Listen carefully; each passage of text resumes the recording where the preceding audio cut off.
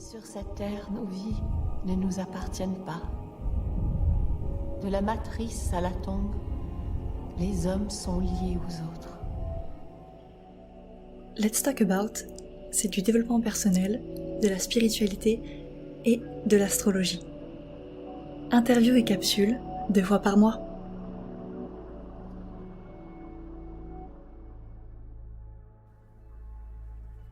Hello à tous, j'espère que vous allez bien. On se retrouve pour le 60e épisode de LTA aujourd'hui.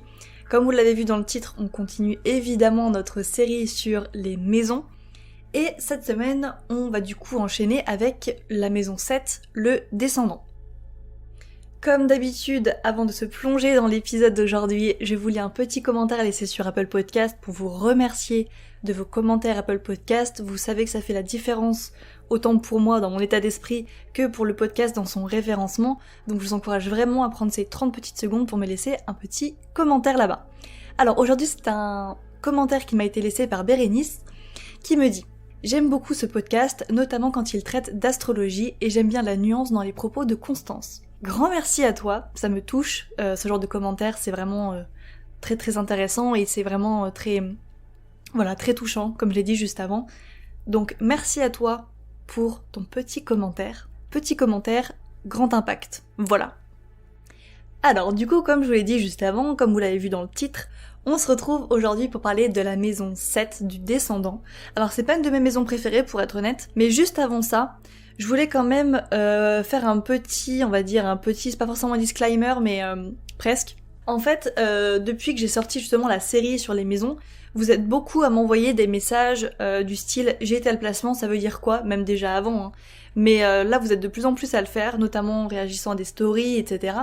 Alors, merci pour votre engagement, c'est adorable, j'adore discuter avec vous, je le fais avec très grand plaisir, j'adore vous lire. Mais les gars, en fait, je ne suis pas Google. Désolée d'être aussi franche, mais moi je ne fais pas du tout partie des astrologues qui vont vous répondre cas par cas, tout simplement parce que c'est vraiment énormément de temps, je n'ai pas le savoir absolu, ça c'est clair, je ne suis pas astrologue, etc. Donc ça sert à rien de m'envoyer des messages du style « Salut Constance, j'ai, Vénus en maison 32, ça veut dire quoi ?» Je vais pas vous répondre. Je vous réponds toujours avec très grand plaisir quand les messages sont vraiment... quand je ne me sens pas spécialement utilisée, on va dire, hein, parce que là c'est vraiment... J'ai la flemme de chercher sur Google, je vais demander à Constance. Non, je vais pas vous répondre, j'aime pas du tout ce genre de pratique, ni d'approche. Donc voilà, je considère que je vous délivre quand même énormément de contenu, je suis pas du tout dans la rétention d'informations, mais j'aime pas spécialement ce genre d'approche de... j'ai la flemme de chercher sur Google, j'ai la flemme de faire mes recherches. Je vais demander à des influenceurs astro, des comptes astro sur Instagram pour me répondre parce que j'ai la flemme de faire mes recherches. Voilà. Donc ça sert à rien de m'envoyer vos messages comme ça, un petit peu dans ce style-là, je n'y répondrai pas. Par contre, je réponds à tous les autres messages avec très très grand plaisir. Bon, bref. Du coup, on commence aujourd'hui avec, comme je vous l'ai dit, la maison 7, on continue. Et d'ailleurs, ça me fait très rire ce que je viens de vous dire parce que c'est très représentatif de mon Uranus en maison 7, et ce, d'autant plus en Verseau, hein. Donc, c'est quand même assez drôle, c'est quand même assez représentatif. Bon, alors, la maison 7. La maison 7 en astrologie, bien évidemment... qui dit 7ème maison dit 7ème signe du zodiaque, et qui est donc la balance. Et donc forcément, maintenant vous connaissez les analogies, les maîtrises sur le bout des doigts, donc bien évidemment qui dit balance dit Vénus. Alors en maison 7, qu'est-ce qu'on se pose comme question quand on regarde la maison 7 ? On peut, par exemple, ce ne sont que des exemples, vous le savez, on peut se poser comme question, qui est en face de moi ? Quelle est ma part d'ombre, ma part inconsciente ? Quel type de partenaire je peux attirer tout au long de ma vie, et quelle vision ai-je des associations et du mariage. Alors, la maison 7, je vous l'ai dit tout à l'heure, c'est pas ma maison préférée, je trouve que c'est pas la plus intéressante, même si par contre, elle est très importante. Je vous l'ai dit dans le tout premier épisode de la série, donc sur l'ascendant, on considère toujours les maisons en tant qu'axe. Donc ça veut dire quoi ? Vraiment la colonne vertébrale de votre thème, si vous ne deviez retenir littéralement que 2 maisons, qu'un seul axe, c'est l'ascendant, le descendant. Donc évidemment c'est une maison très très importante pour toutes les raisons que je vais citer évidemment juste après. Ah oui, d'ailleurs, ça sert à rien non plus de m'envoyer des messages du style Constance, pourquoi dans tel épisode t'as pas dit ça, ou ça veut dire quoi, machin tout. J'ai la flemme. Si je vous l'ai pas dit, ça veut dire que j'ai la flemme de l'expliquer, les gars. J'ai la flemme, ou alors peut-être que j'ai prévu d'en faire un épisode, ou alors peut-être que juste je m'en fous, ou alors peut-être juste que je sais pas quoi. Donc ça sert à rien de me dire, Constance, pourquoi t'as pas dit ça, pourquoi t'as pas expliqué ça, machin tout. Voilà. Bon, bref. Qu'est-ce que j'étais en train de vous dire? Oui. Donc l'axe ascendant-descendant, un des axes les plus importants dans votre thème astral, parce que c'est vraiment la colonne vertébrale, c'est un petit peu l'évolution, l'axe d'évolution dans un sens de votre personnalité, j'ai envie de dire. C'est un petit peu plus complexe que ça, mais bon, on tient quelque chose quand même avec cette explication. Donc bien évidemment, je vous l'ai dit dans l'épisode sur l'ascendant, si vous ne l'avez pas écouté, n'hésitez pas à aller faire un petit tour là-bas, parce que vous allez bien plus comprendre en fait l'ampleur de cette maison, en ayant voilà, une vraie compréhension de la maison 1. Alors, comme je vous l'avais dit, en maison 7, on voit l'autre. Alors on voit l'autre, parce qu'en fait, avec justement ce jeu d'axe, c'est comme en fait un espèce de miroir. Donc c'est-à-dire qu'en maison 1 c'est moi, maison 7 c'est l'autre. Donc forcément, en partant de ce principe-là, on est toujours dans un espèce de ping-pong, comme ça, entre deux polarités, tout simplement, entre deux personnes, on va dire même. Alors, la maison 7, qu'est-ce qu'on retient? Après avoir étudié le moi, donc avec la maison 1, on passe à l'autre, ça je vous l'ai dit. Cette maison, c'est la maison des associations. C'est la maison dans laquelle on est avec l'autre, d'accord? C'est la maison, bien évidemment, du mariage, bien sûr, en tout cas des choses officielles. On n'est pas en couple, comme en maison 5, c'est-à-dire où c'est un petit peu officieux, où c'est même plus d'ailleurs les plans cul, tout simplement, en tout cas pas les relations officielles. En maison 5, c'est un petit peu plus discret, on va dire, enfin discret. C'est moins officiel, tout simplement. Par contre, c'est en maison 7 qu'on va se marier. C'est en maison 7 qu'on va potentiellement voir son futur mari, bien évidemment. Et surtout, qu'on risque de voir aussi la dynamique du mariage et si on souhaite se marier. Voilà, typiquement, moi je vous l'ai dit juste avant, j'ai Uranus en Verseau en maison 7. Soit je me marierai pas parce que j'ai un peu pas trop envie, soit je me marierai avec un uranien, soit il y aura une dynamique uranienne dans le mariage, potentiellement. Donc ça évidemment vous l'appliquez un petit peu à toutes les planètes, hein, si vous avez des planètes dans cette maison. En tout cas la maison 7 c'est les liens officiels, c'est les associations, donc ça peut être également comment on appelle ça, les partenariats. Quand je dis les associations, c'est aussi les associations au travail, hein. Quand vous êtes associé à quelqu'un, c'est la maison 7. Donc ça c'est évidemment très intéressant à voir, d'un point de vue on va dire purement relationnel. Mais je vous ai également dit, et ça je vous l'ai dit dans la maison 1, dans l'épisode sur la maison 1, la maison 7, c'est notre part inconsciente. En maison 1, c'est conscientisé, on sait qui on est, etc., on projette une certaine image, mais en maison 7, c'est également la polarité qu'on ne voit pas de nous. Je vous dis, c'est un vrai jeu de ping-pong. C'est la polarité qu'on ne voit pas de nous et que les autres vont nous projeter de nous-mêmes, également dans un sens. D'ailleurs, n'oubliez pas, en description de l'épisode, je vous mets toujours les liens des articles du blog, voilà, comme je l'ai dit en description, donc là vous avez la signification des 12 maisons, et également, n'oubliez pas, sur le blog, Léa, donc une des rédactrices, a fait une super série d'articles sur les axes en astrologie, et là vous allez en avoir besoin pour comprendre votre descendant. Donc je vous encourage vraiment à aller en description d'épisode pour voir un petit peu tous les articles qu'on a fait là-dessus. On a fait tous les axes sur le blog, donc n'hésitez pas à fouiller, ce sera pas très difficile à retrouver dans tous les cas. Alors du coup, le descendant, c'est aussi, voilà, comme je vous l'ai dit, la part qu'on peut ne pas conscientiser de nous-mêmes, qu'on peut même parfois refuser de voir de nous-mêmes. Donc évidemment, ça va se voir dans nos relations, parce que soit on va attirer des gens qui d'une manière ou d'une autre vont nous refléter ce qu'on ne veut pas voir de nous-mêmes, donc on va attirer typiquement des gens avec des qualités et des défauts qu'on n'aime pas forcément, ou en tout cas qui nous ressemblent pas, ou en tout cas qui vont nous faire vraiment hérisser les poils. Admettons, je sais pas, vous êtes ascendant Sagittaire, vous avez un descendant en Gémeaux, et donc forcément ça pourrait impliquer par exemple, c'est un exemple, hein, que vous avez une part, on va dire, très immature, potentiellement, que vous n'arrivez pas à conscientiser, vous n'arrivez pas à comprendre pourquoi vous êtes immature, vous n'arrivez pas à travailler dessus, etc. Bon, ça c'est pendant une partie de la vie, hein, c'est pas tout le temps, c'est pas toujours, voilà. Mais voilà, il y a une partie de vous-même que vous n'arrivez pas à accepter. Ça pourrait être dans ce cas-là l'immaturité, et donc forcément vous allez tout au long de votre vie, ou en tout cas une partie de votre vie, attirer des gens qui sont assez immatures ou alors plus jeunes que vous, enfin quelque chose comme ça qui va vous faire refléter un petit peu ce que vous devez apprendre, tout simplement ce que vous devez conscientiser. Et j'espère que j'ai été assez claire pour le coup. Alors, ça c'est ce qu'on va dire, voilà, tout ce que je vous ai dit sur le descendant, c'est ce qu'on va dire en théorie dans un thème astral, et ce qui n'est pas faux, bien sûr.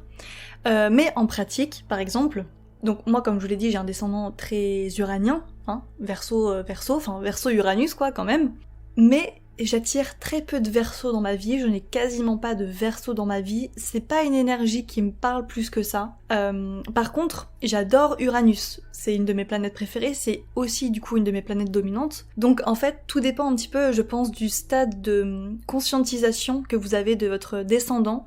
Peut-être que plus... Ça c'est une théorie, attention.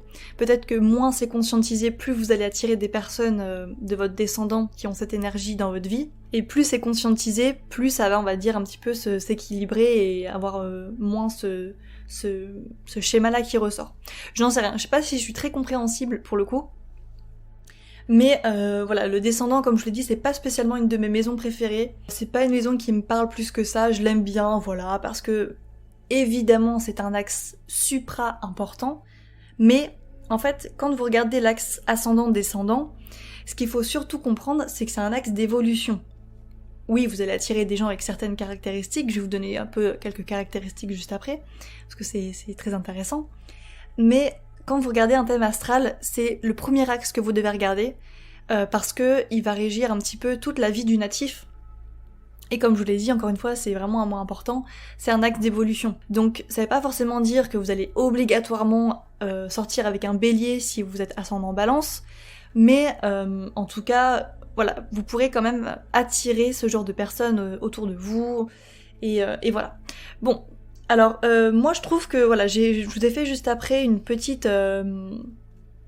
un petit résumé des potentielles personnes que vous pouvez attirer dans votre vie, que ce soit amoureux ou pas. Bon là c'est beaucoup plus amoureux quand même, beaucoup plus sentimental. Donc ce que j'ai préféré faire, avant d'entamer justement toutes les significations, c'est de vous donner des recommandations d'épisodes de créateurs, de youtubeurs même, ou enfin en tout cas d'astrologues. Parce que moi voilà, je trouve que je suis pas la mieux placée pour parler de la maison 7, encore une fois c'est une maison qui m'est un peu étrangère dans un sens, qui est très drôle avec Uranus d'ailleurs. Sortez vos crayons et vos stylos et vous notez. Donc l'épisode de podcast, du podcast J'aime trop ton signe. Donc Amina a fait un épisode justement sur les descendants qui est très cool, je trouve que c'est une super introduction. Même c'est assez complet comme épisode, donc je vous encourage à aller l'écouter. Et vous avez également l'épisode, alors il y en a qu'un seul, je crois pas que ce soit une série, je l'ai pas vu en tout cas, de Chris, donc de Mythologie Astrale, qui a fait un épisode sur le descendant, et je suis assez d'accord avec lui, je crois, si je me souviens bien par contre, parce que ça fait très longtemps que je l'ai écouté, mais si je me souviens bien, il avait un regard assez critique sur les descendants, j'ai un petit doute, mais il me le semble. Donc en tout cas, moi je vous encourage justement à aller vraiment mixer vos sources, à avoir plusieurs sons de cloche, peu importe le domaine d'apprentissage, à vraiment avoir plusieurs sons de cloche pour vraiment comprendre un petit peu toute l'essence, là en l'occurrence d'une maison. Donc voilà. Bon, alors comme je suis gentille, je vous ai fait quelques petits rappels, quelques mots-clés sur chaque descendant. Bien évidemment, je ne ferai pas toutes les caractéristiques, donc ne m'envoyez pas de message en mode « Constance, pourquoi t'as pas dit ça ? Pourquoi t'as pas expliqué tel terme ? Pourquoi ceci ? Pourquoi cela ?» C'est une introduction. Je ne suis pas Google, voilà. Bon, bref. Du coup, forcément, on va commencer avec le descendant en bélier. Alors, potentiellement, du coup, vous risquez d'attirer des gens, évidemment, avec des caractéristiques du bélier, donc dynamique, donc très dans le combat, potentiellement dans la fight, en tout cas pas forcément physiquement, mais dans l'état d'esprit, quelqu'un de très combatif comme ça. Évidemment, signe de feu, donc créativité, bien sûr, les projets, l'action. Attention par contre, c'est un descendant martien, donc qui dit Mars dit potentiellement violence, donc faites attention à vous, surtout que la balance, si vous êtes ascendant balance, vous pouvez avoir tendance à justement trop accepter les choses, à faire trop de concessions, alors qu'en fait, ça se trouve en face de vous, vous avez juste quelqu'un de très violent, de très abusif, etc. Donc ça vaut aussi du coup pour le descendant scorpion dont je vais parler juste après. Donc voilà, entre parenthèses, faites attention à vous, aux gens que vous avez en face de vous. Est-ce que ce sont des gens qui sont avec vous parce que il vous aime vraiment, ou est-ce qu'il y a une espèce de dynamique d'abus, ou quelque chose comme ça, d'un peu violent, enfin, bon, voilà. Je vous dis, ça va être très court à chaque fois, hein. Là je vais vraiment passer en revue, mais alors, mais vraiment très rapidement. On passe du coup au descendant en taureau, donc si vous êtes ascendant scorpion. Alors si vous êtes ascendant scorpion, donc avec un descendant en taureau, vous allez sûrement attirer quelqu'un, enfin des gens en tout cas, alors d'assez lent, si ça a du sens. En tout cas, quand je dis lent, c'est pas forcément négatif, c'est pas forcément dans la réflexion, mais c'est des gens qui sont très ancrés, peut-être un peu trop d'ailleurs, des gens un peu matérialistes, c'est tout à fait possible. Mais on est dans une dynamique, voilà, on est dans l'axe de la sensualité, de la sexualité, alors j'allais dire du plaisir, mais c'est pas vraiment ça. Des sens, en tout cas, donc forcément quelqu'un de très sensuel, quelqu'un qui va vous faire accepter cette part peut-être sensuelle de vous-même. Voilà, donc des gens qui sont supposément assez tranquilles, assez ancrés dans l'action sur le long terme, dans l'ancrage, enfin voilà, vous appliquez à toutes les caractéristiques du taureau. Bien évidemment, comme on est dans l'axe Scorpion-Taureau, c'est également des relations, donc ça vaut aussi si c'était l'inverse. Hein. Des gens qui vont vous faire travailler sur votre notion d'acquisition et de lâcher prise. Voilà, donc ça c'est super intéressant à comprendre, à conscientiser. Très intéressant. Bon, du coup, ascendant Sagittaire, descendant Gémeaux. Donc, comme je vous l'ai dit, on peut tout à fait être attiré dans un sens, ou en tout cas attirer des gens qui sont plus jeunes que nous. Et donc forcément, peut-être qu'il y aura une part de nous qui va être... notre part d'immaturité, si elle est là, eh ben peut-être que là elle sera assez mise en exergue, qu'elle sera vraiment soulignée, surtout si vraiment on attire des gens plus jeunes que nous. Donc c'est une part de nous sur laquelle il va falloir travailler, j'imagine. Donc évidemment, descendant en Gémeaux, donc quelqu'un dans la communication, dans la connaissance, potentiellement quelqu'un également qui voyage dans un sens, enfin là ce sera plutôt le descendant en Sagittaire, mais voilà, des petits trajets quotidiens, des choses comme ça. Bon là c'est un peu plus du fun fact, c'est pas très... voilà. Alors par contre, on est sur un descendant mercurien. Donc attention, j'ai quand même envie de vous dire, à tout ce qui est... Alors manipulation, j'aime pas trop ce terme, mais on pourrait retrouver cette dynamique dans certaines relations. En tout cas, avec le descendant Gémeaux, on a cette notion un petit peu de beau parleur, voilà. D'ailleurs, comme c'est Mercure, et là ça vaut également le cas pour... le descendant en Vierge, attention aux gens qui ont... Enfin, attention. Il est possible que vous ayez à travailler une notion de santé mentale, dans un sens, je sais pas si ça a du sens et si ça sera parlant pour certains d'entre vous, mais comme on est dans Mercure, dans la réflexion, dans l'intellect, etc., dans le mental, peut-être qu'il y aura une notion, on va dire, de santé mentale sur laquelle il va falloir travailler, que soit on va attirer des gens qui ont une santé mentale instable, j'en sais rien, hein, c'est vraiment des potentialités, soit nous, en ayant une santé mentale instable, on va attirer des gens qui justement peut-être vont nous équilibrer, je sais pas, ça dépend. Vous voyez comme ça vous parle si vous avez cet ascendant et ce descendant. Ça peut être assez intéressant à étudier, bien évidemment. Ce n'est pas un jugement, bien sûr, c'est juste des observations. Alors, descendant en Cancer, donc un descendant lunaire, donc là quelqu'un de très protecteur, hein, très protecteur, de très tourné vers la famille, de très tourné vers la construction d'un foyer. Bon, je pense que là, je vous apprends rien. Pour peu que vous connaissiez un petit peu les signes, voilà, encore une fois, vous appliquez. Peut-être qu'on va attirer des gens qui sont vraiment très proches de leur famille, qui auront un petit peu du mal à se détacher. Alors en vous expliquant ça, j'ai une image, alors je m'attendais pas du tout à la voir, mais ça m'a fait penser, vous savez, à l'émission de télé-réalité qui n'existe plus aujourd'hui, et le nom c'est, je crois que c'est Qui veut épouser mon fils, un truc comme ça. Et ben je sais pas pourquoi, si ça a du sens, mais le descendant lunaire, le descendant Cancer, ça fait vraiment ce truc, je trouve, de... ouais, je suis vraiment trop attachée à ma famille, et limite, quand je dis je, c'est pas vous, du coup, c'est la personne que vous avez en face de vous. Très ancré un peu à son bord, comme ça, très ancré à sa famille, très protecteur. C'était un petit peu pour le fun fact, encore une fois. On passe du coup au descendant en Lion, donc évidemment, au descendant en Lion, en plein dans la lumière, là. Donc quelqu'un de très charismatique, voire quelqu'un qui peut un peu en jouer, c'est tout à fait possible. On est dans un signe assez masculin, hein. Donc en plus de ça, si vous êtes hétéro et que vous êtes attiré par les hommes, on peut avoir affaire à des hommes qui sont trop charismatiques, trop rayonnants, etc. si l'énergie n'est pas évidemment bien maîtrisée. Ça c'est tout à fait possible, peut-être quelqu'un qui abuse même de son pouvoir. Je pense que c'est même pas c'est pas le seul signe, à mon avis, qui a ça, peut-être même qu'un descendant Sagittaire, ça peut être également le cas avec un descendant jupitérien. Enfin bon, bref. Donc, bien sûr, également potentiellement tourné vers les enfants. On n'en parle pas assez, mais oui, en fait, le signe des enfants, c'est pas tant le cancer, disons que c'est le signe de la naissance, mais le signe des enfants, c'est le lion. Et donc voilà, toute cette notion de trop rayonnant, bon, bien évidemment créatif, bien évidemment quelqu'un qui va vous mettre en valeur, peut-être que d'ailleurs, vous allez attirer des gens qui vous... comment dire, qui vous mangent un petit peu votre lumière à vous, qui vous font de l'ombre, parce que justement vous n'arrivez pas à accepter cette part de lumière en vous. C'est tout à fait possible. Peut-être que pendant très longtemps vous allez attirer des gens qui sont... qui sont très très lumineux et qui vous ne laissent pas de place un petit peu au soleil, parce que vous n'arrivez pas justement à accepter cette part de lumière en vous, peut-être que vous n'arrivez pas à vous mettre en avant, peut-être que... Bon, voilà. Du coup, ça voudrait dire que vous êtes ascendant Verseau, donc peut-être que... d'ailleurs, peut-être que justement, vous allez trop abuser aussi, ça peut tomber dans les extrêmes, hein. Ça fonctionne toujours comme ça.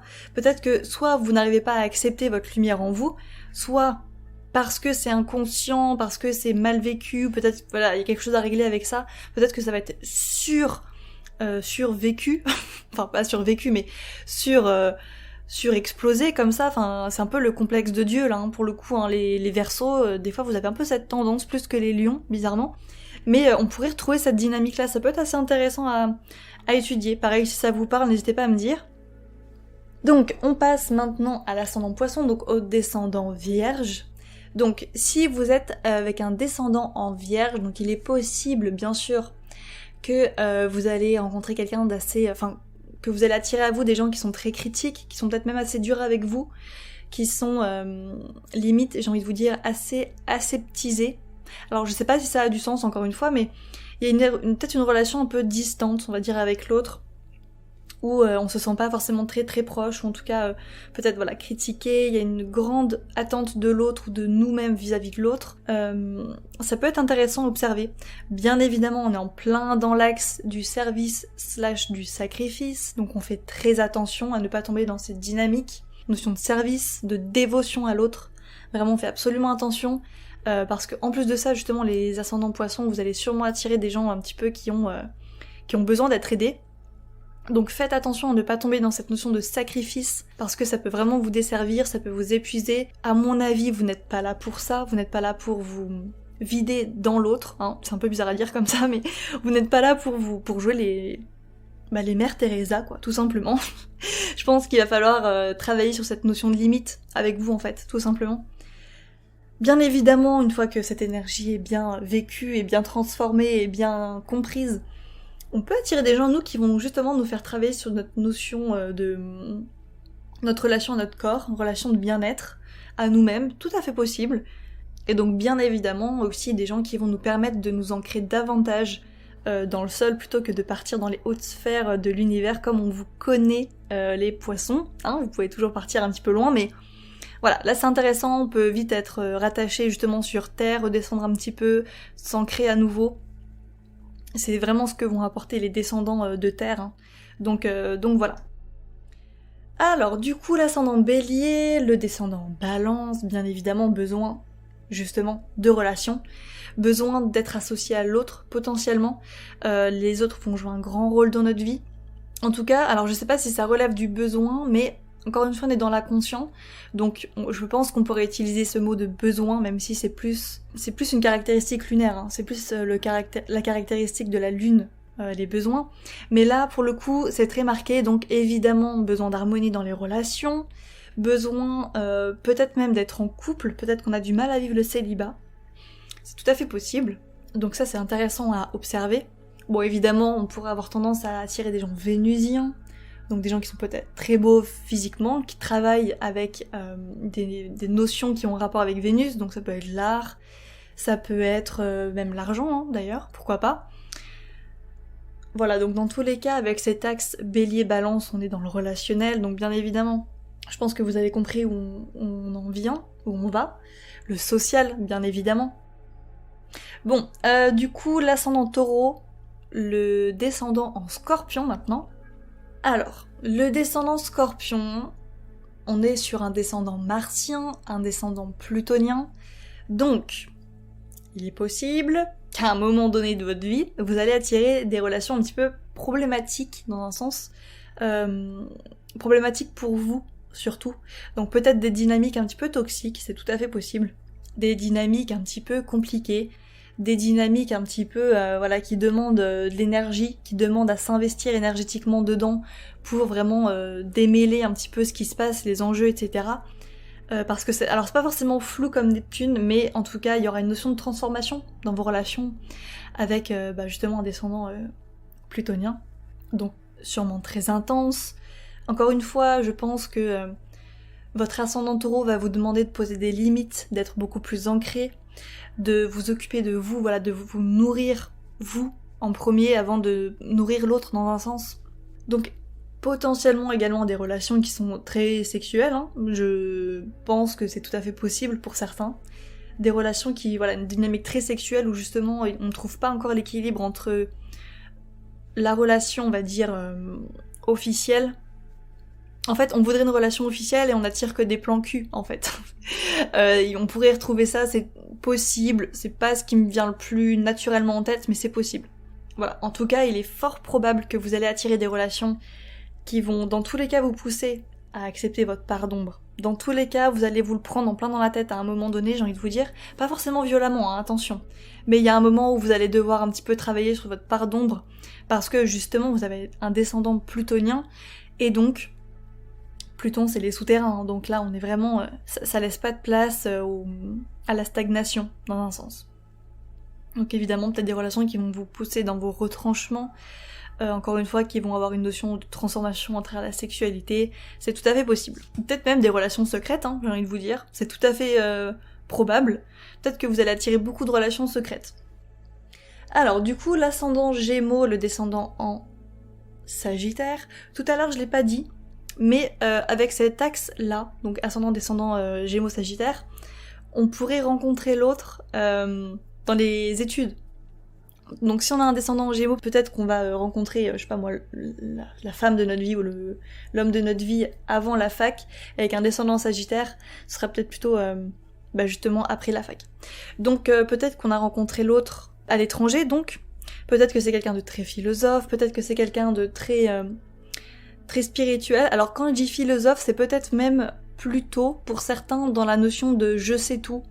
Donc très jupitérien évidemment. Donc voilà, spiritualité, quelqu'un qui dans un sens comme dans un autre va vous pousser vers le haut pour tout ce que ça veut dire. C'est-à-dire que ça peut être quelqu'un qui va vous pousser vers le haut, je sais pas moi, par exemple dans vos études, dans votre savoir, peut-être quelqu'un qui va vous apprendre beaucoup de choses, peut-être quelqu'un qui va vous élever spirituellement, peut-être quelqu'un, à chaque fois je dis peut-être quelqu'un, mais bien évidemment ça peut être plusieurs personnes dans votre vie, encore une fois, c'est pas que les relations amoureuses. Donc voilà, quelqu'un qui dans tous les cas va vous pousser vers le haut, c'est tout à fait possible. Voilà, peut-être qu'avec qu'un ascendant en Gémeaux, on aura tendance à être très en surface, et justement, avoir le descendant en Sagittaire va nous permettre d'acquérir des connaissances en profondeur. Donc ça, c'est très intéressant. Alors, ascendant Cancer, descendant en Capricorne maintenant, potentielle rencontre déterminante au travail, c'est tout à fait possible. Je pense que c'est même un placement qui favorise les associations au travail. Je pense qu'avec un ascendant Cancer, donc descendant en Capricorne, on aura plus tendance à s'associer au travail, à mon avis. Donc peut-être quelqu'un d'assez traditionnaliste, en tout cas quelqu'un de très dans les conventions, dans les traditions, dans le il faut faire comme ça, mais quelqu'un aussi de très structuré, de très organisé, de très puissant comme ça dans sa manière de faire, c'est-à-dire qu'on n'est pas juste sur l'action, on est sur l'action dans le long terme, comme le taureau d'ailleurs. Mais avec le Capricorne, on a vraiment l'organisation en plus, on a vraiment la structure de Saturne, donc assez puissant finalement. Alors justement, qui dit Saturne, dit évidemment planète du temps, et donc forcément il est possible que dans vos relations, il y ait une forte notion de temps, donc soit vraiment attendre un bon petit moment, typiquement ça pourrait être votre retour de Saturne, pourquoi pas, tout dépend de votre Saturne bien évidemment, mais il y a une notion de temps quant à l'autre, là pour le coup, donc soit effectivement on va attirer des gens peut-être qui vont pas forcément nous plaire pendant un temps, et on va trouver la bonne personne, ou alors la relation va fonctionner qu'à partir d'un certain moment, Voilà, en tout cas, il y a la notion de temps dans la relation aux autres. Peut-être que pendant très longtemps, justement, vous étiez dans l'attente, et qu'à un moment, parce que ça, c'est un peu le cancer, hein, peut-être que le cancer est justement dans cette notion de dépendance, et avec un descendant saturnien, à mon avis, ça va justement vous faire travailler sur la notion justement de devoir attendre, de ne pas désespérer, et bien évidemment, ça va arriver au moment où vous ne vous y attendiez le moins. C'était pas très français ce que je viens de dire. Bref, ça vous tombe dessus du jour au lendemain comme ça sans que vous ne fassiez attention. Et donc, voilà, notion de temps. Peut-être aussi des gens qui sont plus vieux que vous, hein. Peut-être que vous allez, les gens qui ont un âge différent du vôtre, plus vieux, auront une importance dans votre vie. Tout à fait possible. Alors du coup, ascendant Lion ou descendant en Verseau. Alors bizarrement, c'est mon placement, mais j'ai pas grand chose à dire dessus. Donc moi je pense qu'il y a encore certains trucs que j'ai pas conscientisés, ou alors justement j'ai tellement étudié le truc que je fais même plus attention, je pourrais même pas vous dire. Alors, bien évidemment, une personne qui est tout à fait différente de vous, ça c'est vrai, dans un sens, ça m'est déjà arrivé, qu'on va sortir avec des gens qui soit sont très différents les uns des autres, voilà, on n'a pas de profil type, vraiment tous nos ex sont complètement différents les uns des autres, ou alors quelqu'un qui peut être très différent de nous. Alors que ce soit ça peut être dans n'importe quoi hein, finalement, mais limite ça pourrait être même insolite que vous sortiez avec ce genre de personne, tellement, parce que voilà, Uranus, c'est la rébellion tout ça, oui d'accord, mais c'est vrai, il y a vraiment cette notion de différence avec Uranus. Donc là, pour le coup, quelqu'un qui est complètement différent de vous. Bon, alors après, ça pourrait être aussi Uranus, bah voilà, quelqu'un de rébellion, donc peut-être un outcast un petit peu, ce type de relation. On va se tourner vers des gens qui sont un petit peu reclus de la société. C'est tout à fait possible, bien sûr. Toutes les dynamiques uraniennes, hein, j'ai envie de vous dire. Ça pourrait être quelqu'un aussi qui est très dans la tech, tout simplement. Dans les cryptos, quelqu'un qui est dans le numérique, quelqu'un qui est voilà vraiment nerd, hein, geek, tout simplement. Bon, encore une fois, dans tous les cas, vous appliquez aux significations d'Uranus. J'aime bien vous dire ça. J'aime franchement bien vous dire à la fin des significations. Ouais, bon, de toute façon, vous vous appliquez parce que comme ça vous place dans une dynamique de recherche et vous n'avez pas que d'autres choix de faire vos propres petites recherches sur Google. Donc voilà, je vous donne pas toutes les clés en main parce que sinon c'est trop facile. Moi je vous pousse vraiment à faire vos recherches, à fouiller, à diguer dans le net. Et en plus de ça, vous le savez, je vous donne très souvent des ressources, comme je l'ai fait tout à l'heure. Donc voilà, moi c'est qu'une introduction, c'est que l'apéritif, après c'est à vous de faire le reste du menu. Alors du coup, on termine avec l'ascendant Vierge, le descendant en Poisson. Alors, de ce que j'ai remarqué, les descendants en Poisson, parce qu'on est sur Neptune, encore une fois, on est sur la dynamique de service, de sacrifice, etc. Alors, dans un sens, encore une fois, on n'est pas forcément que sur les relations amoureuses, il y aura dans un sens une notion de... Alors, je vous dis ça, mais commencez pas à paniquer. Il y aura peut-être une notion de perte à un moment, parce qu'on est sur... on est sur Neptune, hein, tout simplement, on est sur le Poisson. Donc forcément, qui dit perdre quelque chose, dit forcément gagner quelque chose juste après, et à mon avis ce serait quelque chose de meilleur pour vous. Enfin j'espère, en tout cas, je vous le souhaite. Mais c'est vrai que dans ce que j'ai pu remarquer avec les ascendants vierges, on peut retrouver des dynamiques de perte, de choses comme ça, de relations qui s'arrêtent un peu du jour au lendemain, ou même dans certains cas des relations qui se finissent du jour au lendemain un peu par défaut, hein. Jusqu'à l'extrême, bah, ça peut aller jusqu'à la mort, hein, par exemple, de la personne. Donc alors attention, hein, commencez vraiment pas à paniquer, hein, je vous dis ça comme ça, tranquille, on respire, ça arrive à tout le monde. Parce que les débutants en astrologie, je vous connais, le descendant neptunien, ce n'est pas que ça. Ça me fait rire parce que j'ai noté des trucs là devant mes yeux et j'allais justement vous dire un truc positif, mais le premier truc sur lequel je tombe c'est un truc un peu négatif. Bon bah c'est pas grave, je vais vous le dire. Alors l'ascendant Vierge, descendant en Poisson, comme on est sur Neptune, ça pourrait être aussi des gens un petit peu nébuleux qu'on va attirer, des gens un petit peu pas forcément manipulateurs, mais des gens qui savent pas forcément ce qu'ils veulent, par exemple, ça pourrait être ça, hein. Évidemment on pourrait attirer des gens qui ont une dynamique, qui ont une vibe, qui ont une dominance neptunienne dans leur thème, hein, tout simplement. Ça peut être juste ça, hein. Donc évidemment, des gens qui sont très gentils, des gens qui sont très spirituels, des gens qui ont vraiment le cœur sur la main, des gens qui sont dans le partage, des gens, enfin voilà, des gens très neptuniens dans évidemment le meilleur sens possible. Disons que la première interprétation que je vous avais donnée juste avant, c'est vraiment bien plus par des observations que j'ai pu faire. C'est-à-dire qu'en fait, alors attention, trigger warning, là on va parler de la mort, on va parler de la mort de proches.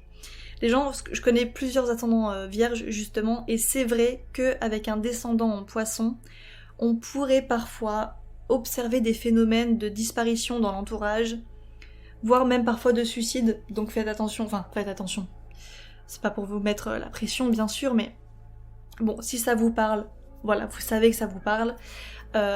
Si ça vous parle pas du tout et qu'au contraire, voilà, c'est pas du tout, vous voyez pas de qui je parle ou peu importe, tant mieux, vous n'écoutez pas ce que je viens de vous dire, voilà.